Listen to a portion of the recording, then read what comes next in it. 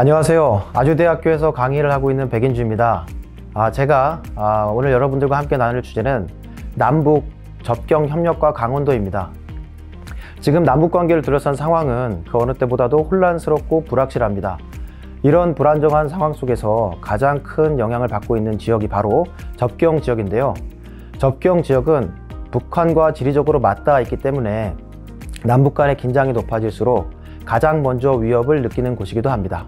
하지만 반대로 남북이 교류하고 협력하던 시기에는 이 접경 지역이야말로 가장 먼저 활력을 찾고 생명력을 회복했던 곳이었습니다.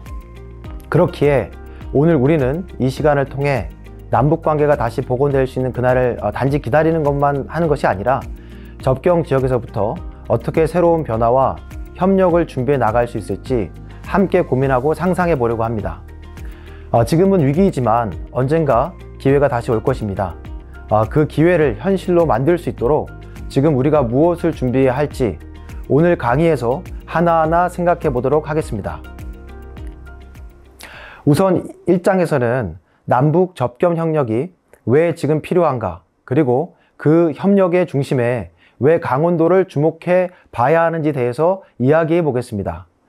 접경 지역은 갈등이 있으면 먼저 흔들리고 협력이 시작되면 가장 먼저 활력을 찾는 곳입니다.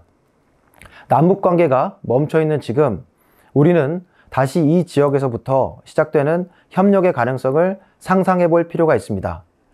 그럼 먼저 왜 지금 접경 협력이 필요한지부터 살펴보겠습니다. 접경 지역은 단순한 경계선이 아니라 분단의 현실이 가장 뚜렷하게 드러나는 공간입니다. 지금처럼 남북관계가 경색되고 군사적 긴장이 지속되는 상황에서는 중앙정부 중심의 대북정책만으로는 대응의 한계가 있습니다. 이럴 때일수록 지방정부와 접경 지역의 역할이 중요해집니다. 접경 협력을 통해 남북 간 신뢰를 다시 쌓고 작지만 지속가능한 평화 기반을 만들어가는 과정이 필요합니다. 강원도는 남북 모두에 걸쳐 있는 유일한 도입니다. 분단의 상징인 동시에 협력의 가능성이 가장 많이 축적된 지역이기도 합니다. 과거 금강산 관광, 동해선 철도 연결 같은 주요 협력 사업들도 바로 강원도를 통해 이루어졌습니다. 지리적 조건과 역사적 경험을 바탕으로 강원도는 앞으로 로컬 주도형 평화협력의 실험장이 될 수 있습니다. 그래서 강원도에서 어떤 접경 협력이 가능할지 살펴보는 건 남북협력의 미래를 준비하는 데 있어 매우 중요한 출발점입니다. 오늘 강의는 총 7가지 주제로 말씀드리려고 합니다. 먼저 남북 접경 지역을 중심으로 지금 우리가 어떤 상황에 있고 앞으로 무엇을 준비해야 할지 함께 생각해 보려고 합니다. 먼저 접경 지역이 어떤 공간인지, 그리고 왜 강원도가 특별히 중요한 지역인지 살펴보고요. 과거에는 어떤 협력 사례들이 있었는지, 지금은 왜 협력이 어려운지 그러한 상황들을 짚어보겠습니다. 그 뒤에는 이런 현실 속에서도 강원도에서 어떤 새로운 협력 모델을 만들 수 있을지 구체적인 구상들을 소개해 드릴 예정입니다. 다음 2장에서는 접경 지역이 어떤 공간인지 그리고 어떤 역사적 과정을 거쳐 형성되었는지 살펴보겠습니다. DMZ와 군사분계선의 구조, 접경 지역의 이중성, 그리고 과거 군사화와 협력 실험, 해외 사례까지 순서대로 간단히 정리해 보겠습니다. 접경 지역은 군사적 대치선이나 국가 경계 주변에 형성된 지역을 말합니다. 이곳은 정치적, 군사적 긴장이 집중되는 공간이지만 동시에 교류와 협력의 가능성도 함께 존재합니다. 한반도의 접경 지역은 특히 정전협정 이후 형성된 특수한 구조를 갖고 있습니다. DMZ와 민간인 통제선, 그리고 군의 실질적 통제가 맞물리며 군사적 긴장과 통제가 일상화된 공간이 되었죠. 하지만 그렇기 때문에 이 지역이야말로 평화와 협력이 실현될 수 있는 최전선이라고 볼 수 있습니다. 한반도의 접경 지역은 크게 3가지 주요 구역으로 나눠 볼 수 있습니다. 먼저 군사 분계선이 있는데요. 이건 1953년 정전협정 때 남북이 정한 실질적인 경계선입니다.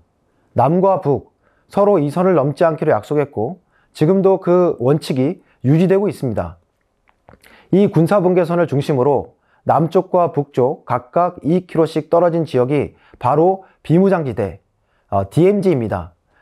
이름만 보면 무장이 없어야 할 지역이지만 현실에선 남북 모두 일부 군사시설과 감시활동을 하고 있는 상황입니다. 그리고 남쪽에는 민간인 통제선이 하나 더 있습니다. 이 안에는 군사보호를 이유로 민간인이 출입이 제한되는 구역인데요. 주민들도 허가증이 있어야 출입할 수 있고 일부 농사나 생활은 가능하지만 군의 철저한 통제 아래 운영됩니다. 이렇게 보면 접경지역은 단순한 선 하나가 아니라 군사, 민간, 생활, 정치가 얽혀있는 복합한 공간이라고 볼 수 있습니다. 접경지역은 위협의 공간이자 기회의 공간입니다. 먼저 위협 측면에서 보면 이 지역은 군사충돌 가능성이 상존하는 불안정한 공간입니다. 지뢰지대, 감시초소, 철책 등 물리적 긴장이 일상화되어 있고 주민들이 생활과 이동도 제한을 받습니다. 반면에 기회의 측면도 있는데요. 접경지역은 갈등을 평화로 전환할 수 있는 상징적인 장소이기도 합니다. DMZ 생태 보존, 공동 유해 발굴, 철도 연결과 같은 협력 실험이 이루어진 곳이고 평화 관광, 생태 자원 개발 같은 가능성도 열려 있습니다.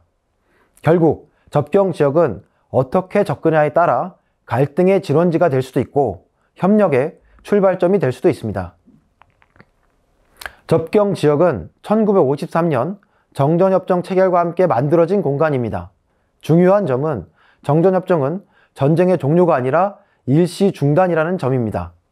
평화조약에 체결되지 않았기 때문에 접경 지역은 여전히 군사적 대치와 감시가 계속되는 지역으로 남아있는데요. 이런 상황 속에도 이 지역은 남북 간 실험적인 협력 공간으로 활용되어 왔습니다. 판문점 회담이나 공동 유해 발굴, JSA 협력처럼 긴장 속에서도 협력이 공존했던 공간입니다. 정전협정 이후에도 전쟁은 끝나지 않았습니다. 그래서 접경 지역은 실질적으로 전쟁을 준비하는 공간이 됐습니다. 남북 모두 DMZ 인근에 군 병력을 집중해 배치했고 지뢰를 묶고 감시 초소와 철책선을 설치하면서 접경을 강한 군사 방어지대로 만들었습니다.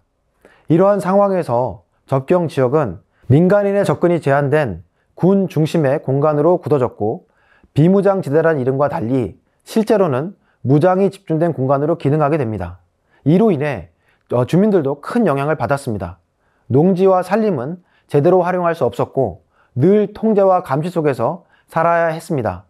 개발은 제한되고 투자는 어렵다 보니 접경 지역은 낙후된 곳, 희생의 공간으로 인식되기 시작했고요.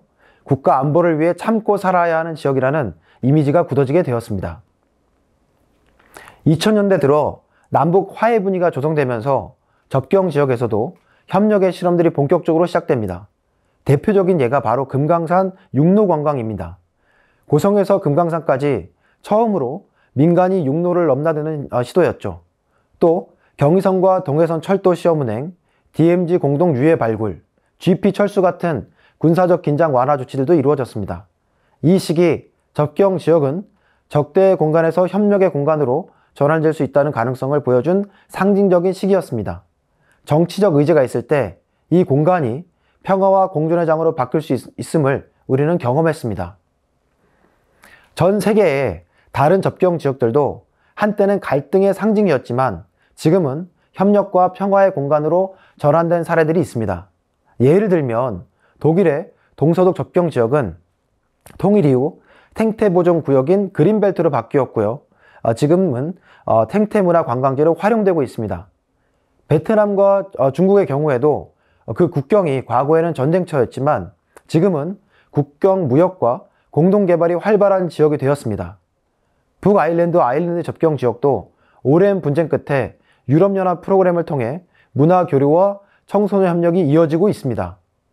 이런 사례들은 갈등의 공간도 얼마든지 협력의 공간으로 전환될 수 있다는 것을 보여줍니다. 한반도 접경 지역도 이러한 변화의 가능성을 품고 있는 공간입니다.